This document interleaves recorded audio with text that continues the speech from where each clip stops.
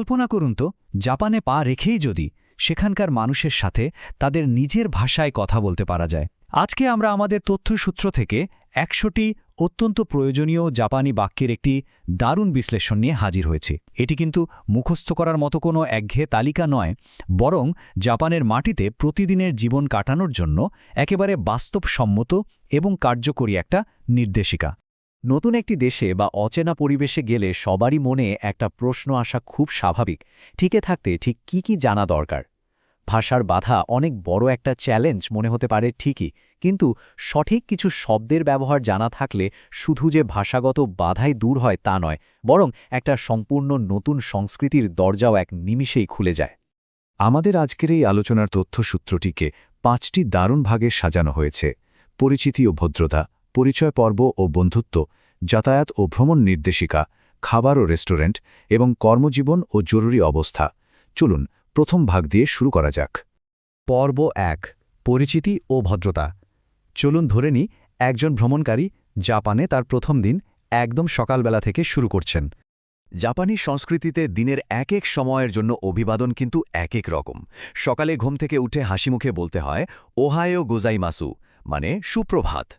দিন গড়িয়ে দুপুর হলে বলতে হয় কন্নিচিওয়া, সন্ধ্যা নামলে সেটাই হয়ে যায় কোমবানওয়া। আর একদম দিন শেষে যখন ঘুমাতে যাওয়ার সময় তখন বলা হয় ওয়াসুমি নাসাই, মানে শুভরাত্রি।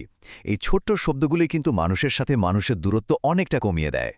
দৈনন্দিন যে কোনো কথোপকথন মসৃণ করতে একেবারে বেসিক সম্মতি বা অসম্মতি জানানোটা খুব জরুরি, তাই না? জাপানি ভাষায় হ্যাঁ মানে হলো হাই, আর বুঝেছি বোঝাতে বলা হয় ওয়াকারিমাসিতা। আবার উল্টো দিকে না বলতে চাইলে বলতে হবে ইয়ে, আর যদি কিছু না বোঝা যায় তাহলে সোজাসুজি বলা যায় ওয়াকারিমাসেন। খুব সহজ, ঠিক কিনা? এরপর আসছে পর্ব ২, পরিচয় পর্ব ও বন্ধুত্ব। নতুন কোনো বন্ধু বানানো বা নতুন সহকর্মীদের সাথে প্রথম দেখার মুহূর্তটা কেমন হতে পারে, চলুন তা দেখে নিই। নতুন কারো সাথে পরিচয়ের ক্ষেত্রে জাপানে একটি জাদুকরী বাক্য আছে, ইরোশিকু ওনেগাইশিমাস। আক্ষরিক অর্থে এর মানে আপনার সাথে পরিচয় আনন্দিত বা অনুগ্রহ করে আমার খেয়াল রাখবেন হতে পারে, কিন্তু জাপানি সমাজে এটি মূলত পারস্পরিক শ্রদ্ধা এবং বিনয় প্রকাশের একটা দারুণ উপায়। এটা অনেকটা একটা শক্ত সম্পর্ক গড়ার প্রথম ইটের মতো কাজ করে। নিজের পরিচয় দেওয়ার জন্য কিছু নির্দিষ্ট ছক জানা থাকলে কাজটা খুব সহজ হয়ে যায়। কেউ নাম জানতে চাইলে সুন্দর করে বলা যায় ওয়াতাশিনো নামায়ওয়া, অর্থাৎ আমার নাম। জাতীয়তা বলতে চাইলে খুব গর্বের সাথে বাঙ্গুরাদেশু জিনদেসু বা আমি বাংলাদেশি বলা যায়। একইভাবে বয়স বোঝাতে নিজিসাই দেসু মানে ২০ বছর এবং পেশা বোঝাতে গাকুসেই দেসু অর্থাৎ আমি ছাত্র। এভাবে খুব আত্মবিশ্বাসের সাথেই নিজের সম্পর্কে জানানো সম্ভব। এবার শুরু করা যাক পর্ব ৩, যাতায়াত ও ভ্রমণ নির্দেশিকা। শহরের রাস্তায় বের হলে ঠিক কী ধরনের পরিস্থিতির মুখোমুখি হতে হবে সেটা একটু ভেবে দেখা যাক। যাতায়াতের ব্যাপারটা একটু ধাপে ধাপে চিন্তা করা যেতে পারে। প্রথমে তো একটা ট্যাক্সি ডাকতে হবে, তাই না? তখন বলতে হয় তাকুশিও ইয়োন্দে কুদাসাই। গাড়িতে উঠে গন্তব্য, যেমন ধরুন বিমানবন্দর, সেটা বোঝাতে বলতে হবে খুকো এ ইকিমাসু।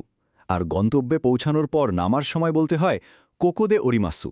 দেখলেন তো, পরপর মাত্র এই কয়েকটা বাক্য দিয়ে কিন্তু নিরাপদে যাতায়াত করা যায়।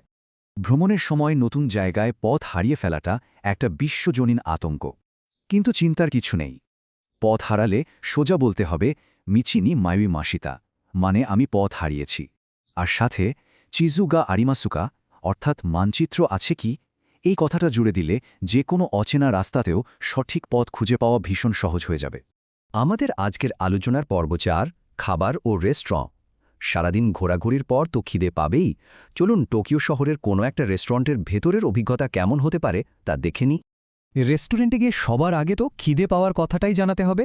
বলা যায় ওনাকাগা সুকিমাশিতা, এরপর পানির জন্য মিজু ওকুদাসাই, আর মেনু দেখতে চাইলে মেনু ওকুদাসাই বলা যায়।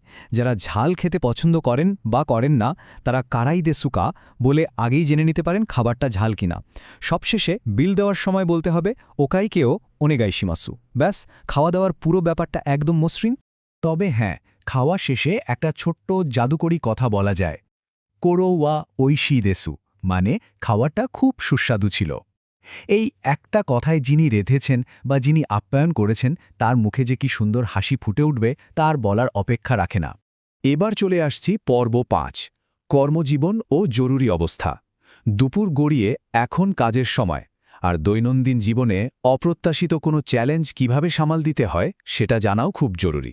পড়াশোনার পেশাগত জীবনের কথায় কিছুটা পার্থক্য থাকে। ছাত্র হিসেবে নিহঙ্গ ও বেঙ্কিও শিতেইমাসু, অর্থাৎ আমি জাপানি ভাষা শিখছি, কিংবা শুকুদাইগা আরিমাসু বা আমার বাড়ির কাজ আছে, এগুলো খুব কাজে লাগে। অন্যদিকে কাজের জগতে শিগতো ও সাগাশিতেইমাসু, অর্থাৎ চাকরি খুঁজছি, অথবা কাইগিগা আরিমাসু মানে মিটিং আছে, এই ধরনের বাক্যগুলো নিয়মিতই ব্যবহার করতে হয়। অনেক সময় নিজের মনের অবস্থা বা শরীরের অবস্থা অন্যকে বোঝানো বেশ কঠিন হয়ে দাঁড়ায়। খুশি থাকলে বলা যায় শিয়াওয়াসে দেসু, মন খারাপ হলে কানাশেই দেসু। আবার কাউকে সান্ত্বনা দিতে শিম্পাই শিনাইদে খোদাসাই মানে চিন্তা করবেন না বলা যেতে পারে। আর যদি শরীর খারাপ লাগে তখন তুষুকারে মাষ্ঠা মানে আমি ক্লান্ত, বা ইতাই দেসু মানে ব্যথা করছে, এ কথাগুলো বলে সহজেই নিজের অবস্থাটা পরিষ্কার করে বুঝিয়ে দেওয়া যায়। এরপর আসে সবচেয়ে গুরুত্বপূর্ণ অংশ। নিরাপত্তার স্বার্থে কিছু শব্দ একদম মাথায় গেঁথে নেওয়া উচিত। বিপদে পড়লে চিৎকার করে বলতে হবে তাসুকেতে, অর্থাৎ বাঁচান বা সাহায্য করুন। আর জরুরি চিকিৎসার দরকার হলে বিয়োইনে ইকিমাচু মানে আমি হাসপাতালে যাচ্ছি, এই কথাটা দ্রুত বলে ফেলাটা ভীষণ জরুরি। আমাদের এই তথ্যসূত্রে যে ১০০টি বাক্যের কথা বলা হয়েছে তার একটা দারুণ ব্যালেন্স বা ভারসাম্য রয়েছে। খেয়াল করলে দেখা যাবে পরিচিতি ও ভদ্রতায় বৃষ্টি, পরিচয় ও বন্ধুত্বে বৃষ্টি, যাতায়াত ও পরিবেশে বৃষ্টি, খাবার ও দৈনন্দিন ব্যবহারে বৃষ্টি এবং কাজ ও অনুভূতির জন্য বৃষ্টি বাক্য আছে। এর মানে হলো আমাদের দৈনন্দিন জীবনের প্রতিটি ক্ষেত্রের জন্যই এটি একেবারে নিখুঁতভাবে সাজানো একটা টুলকিট। এই চমৎকার আলোচনার একদম একেবারে শেষে এসে একটা প্রশ্ন কিন্তু মাথায় ঘুরপাক খায়। এই যে এতগুলো বাক্য, এগুলো কি শুধু আমাদের ভাষাগত দূরত্বটাই কমায়, নাকি দুটো ভিন্ন সংস্কৃতির মানুষের মাঝে এক গভীর আত্মিক বন্ধন তৈরি করে দেয়? আসলে এই প্রাথমিক টুলগুলো ব্যবহার করে শুধু প্রয়োজনীয় কাজই মেটানো হয় না, বরং একটা নতুন সমাজে মানুষের সাথে মানুষের আন্তরিক সম্পর্ক গড়ে তুলতে এগুলো সবচেয়ে বড় ভূমিকা রাখে।